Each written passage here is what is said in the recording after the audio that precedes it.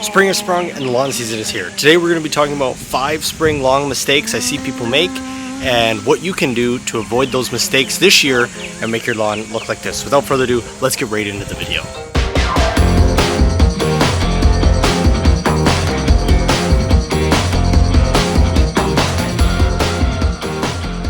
For those of you new here, welcome to the Great Crew North. My name is Wade Murray. I'm a lawn care enthusiast as well as I work in the industry, and my goal is to help make your lawn look just like this in the background with these simple lawn tips that you can do at home in your own lawn to make it better, healthier, and the best lawn on the block. So without further ado, if that sounds like a good idea to you, make sure you hit subscribe, leave a comment down below if you have any questions, and like this video if you want to see more videos just like this one. Alright, so these are my 5 big spring lawn mistakes I see every year. Number 1, the first one, is improper mowing practices. Spring is the time that your lawn wakes up from the winter dormancy period. You've been dormant all winter, you've been asleep all winter, you've waken up this year, and it's time for your lawn to get growing, healthy, and green again. I see a lot of people who wait forever before they begin to mow their lawn. You know, the lawn is close to 1.5 feet tall, you know, late May, before they finally get out and do that first mow. And there's a couple things. Number 1, this is setting you up for failure. You are stressing out your lawn by removing majority of its leaf surface, the thing that it uses to do photosynthesis and grow. You're removing all of that leaf surface, all that nitrogen, all those carbohydrates your lawn put into growing that leaf surface in the spring. You are killing, and then if you do not remove the clippings, all those clippings are lying on top of your lawn, and you are smothering your lawn leading into the summer, which is the period of most stress. So essentially, you have pre-stressed your lawn before the stress season even begins. This is just setting you up for failure, and by the time August rolls around, your lawn is just going to be a complete hot mess. So what I would say to avoid this issue, make sure you're staying on top of your mowing in the spring.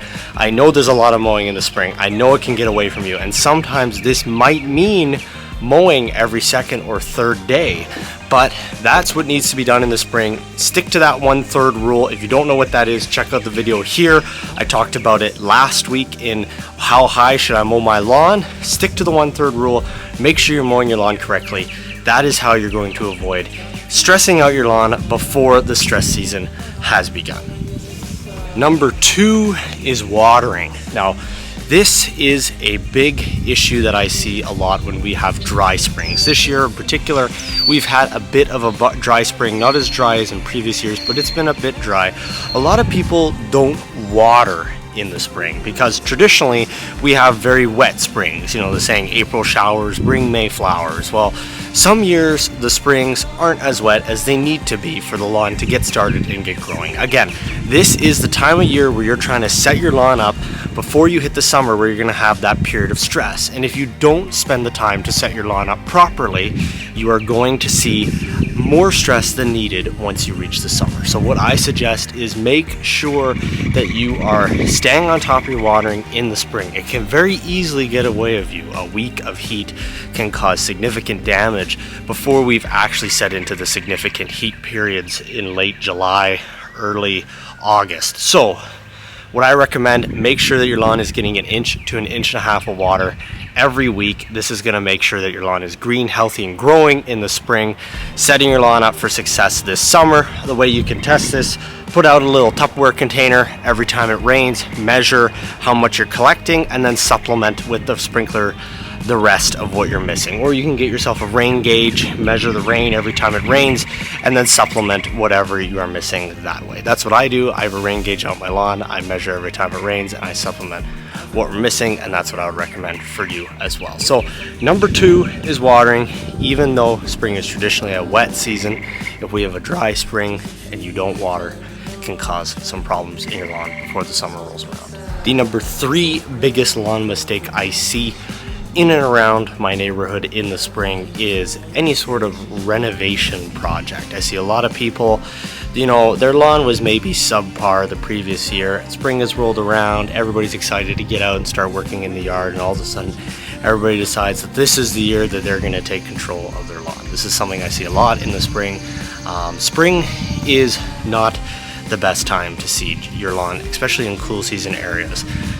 More and more recently, we've been seeing less of an actual spring and more of a winter direct into summer pattern.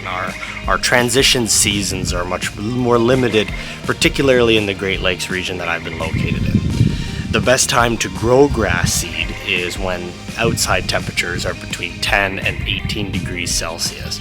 Now, in a spring season, we can't have frost overnight is another thing that could affect our grass seed. And in my area, our frost advisories don't end till about Victoria Day weekend. We just had a frost here a couple days ago, and today is currently May 16th. So what I see with people seeding in the spring, people are either seeding too early, where when the seed germinates, they might get some decent germination, but there's a serious chance that they could have a significant frost that could damage the viability of the seed that they have just planted.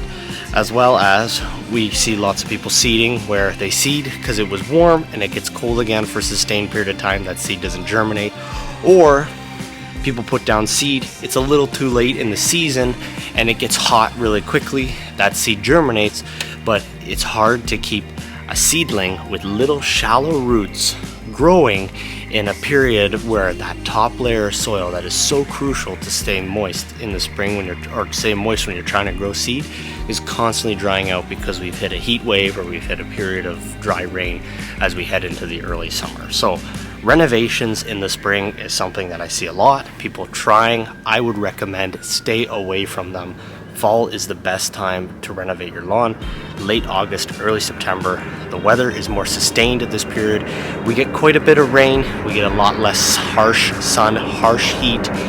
And then we have a sustained period of cooler, wetter temperatures all the way into the winter. And this is going to set you up perfect for next spring when your lawn wakes up again and it's ready to start growing.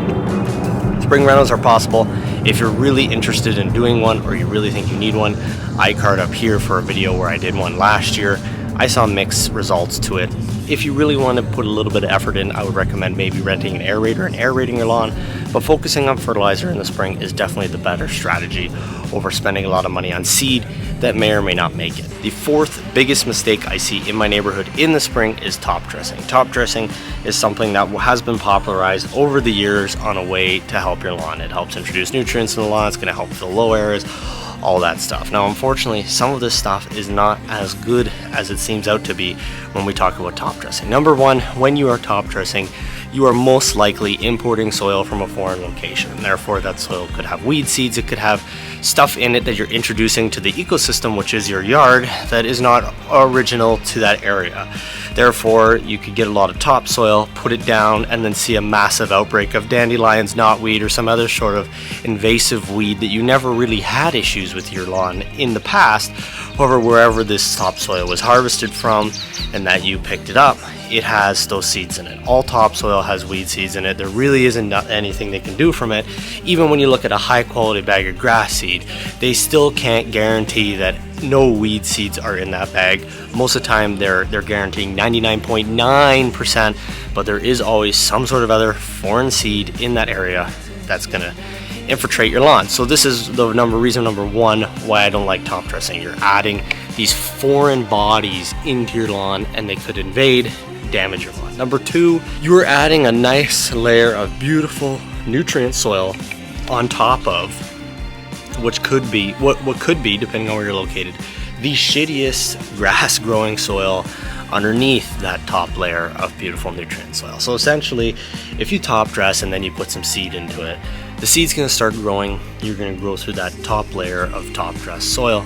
As soon as it hits that soil underneath, you are going to be seeing the seeds start to suffer, and then it will probably eventually die. You've given the roots such a beautiful layer of soil to grow in at the top that the roots are going to stay shallow. They're not going to drive deep because you haven't made the soil in your lawn any better by providing this top dressing. So the roots are going to stay shallow. When you have shallow roots, what happens when you head into a period of long-term drought or less rain or heat stress? Those roots are going to get cooked because that top layer of soil is the first thing to dry out, and you're not going to see success from the renovation. Number three, when people use soil to fill in low areas in lawn, a lot of times that soil is made out of mostly organic material, especially black dirt. And this does decompose and mix into the soil that you have in your lawn. So when we're looking at soil made of organic material or black dirt, these soils will decompose. So if you're using a very heavy nutrient soil to fill low spots in your lawn, when that soil decomposes, those low spots are just going to reform and come back. You need something that's going to not decompose in the lawn. It's going to actually fill those areas in, like a structural fill soil or some sort of sand to fill those areas in. The sand's not going to decompose. It's going to stay there. It's going to hold its shape, and it's going to help make your lawn more flat. This is what we talk about, sand capping your lawn to help improve the flat or the rideability of your lawn, and that's a whole nother topic. But my main recommendation would be stay away from top dressing. You're not doing yourself any favors. Put more focus into fertilizing and improving the current soil you have in your lawn. So if you really think you have a problem with soil that makes you want to top dress, I would say forget the top dressing, aerate, and put down some good fertilizer.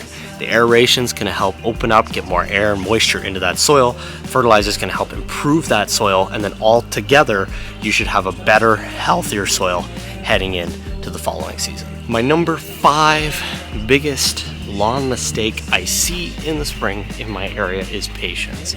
Now, this one's a little different than the rest, and it's not really something that can be fixed. However, the springs are like roller coaster rides. You get warm spells, cold spells, warm spells, cold spells, and it will be like that for about 4 or 5 weeks before you finally get sustained, warm, perfect grass growing temperatures. For example, I did my first mow about 2.5 weeks ago.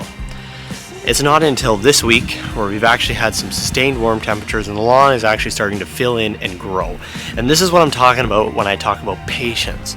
A lot of people in the spring, when their lawn first comes out of winter, they're looking at thin areas, they're looking at bare areas, they're looking at areas where they had snow mold, they're looking at areas where there's damage from trees that came down over the winter or whatever happened over the winter. And they're thinking, I gotta get seed, I gotta get sod, how am I gonna fix this? Patience in the spring is a great thing. Spring is the perfect growing season for cool season grass. As Ryan DeMay always says, pick 4 months out of the year and I can give you a grass type and tell you those perfect 4 months where that grass type is going to look amazing. And that in Canada, in the Golden Horseshoe area I'm located in, is the spring period. And when your lawn is in its perfect growing conditions, perfect weather, and it's being tended to correctly, your lawn will thicken, healthy, and improve, fill in those holes or those thin areas that we have been seeing in our lawn early in the spring. So sometimes it's not an issue that needs to be addressed right away. It's an issue that can wait and be addressed at a later date, or it's an issue that doesn't even need to be addressed. Just with a little bit of fertilizer, a little bit of proper mowing practices, it's going to fill itself in, it's going to be okay, and there's not going to be any problems. That's what I'm talking about when I talk about patience in the spring. Patience is key when it comes to lawn care. Nothing happens overnight. We are dealing with an ecosystem here. We're dealing with weather we can't control. There's lots of things we can't control, but what we can control is how our lawn looks and what we do as our inputs into our lawn, and that's the most important thing. You're going to control your inputs, and what Mother Nature does is completely out of your control. So from the Great Green North, my name is Wade Murray.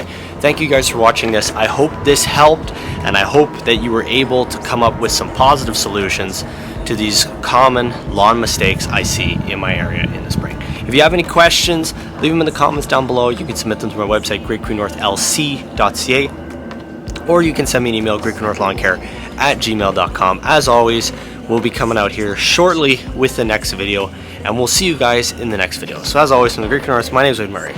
Keep it green. You make me feel even though I'm odd.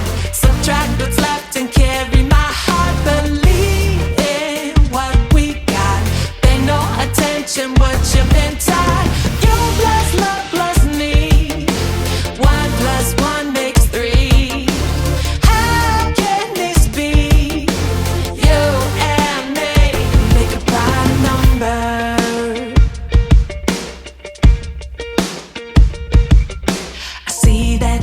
Guess you better check my work, 'cause the way you got me feeling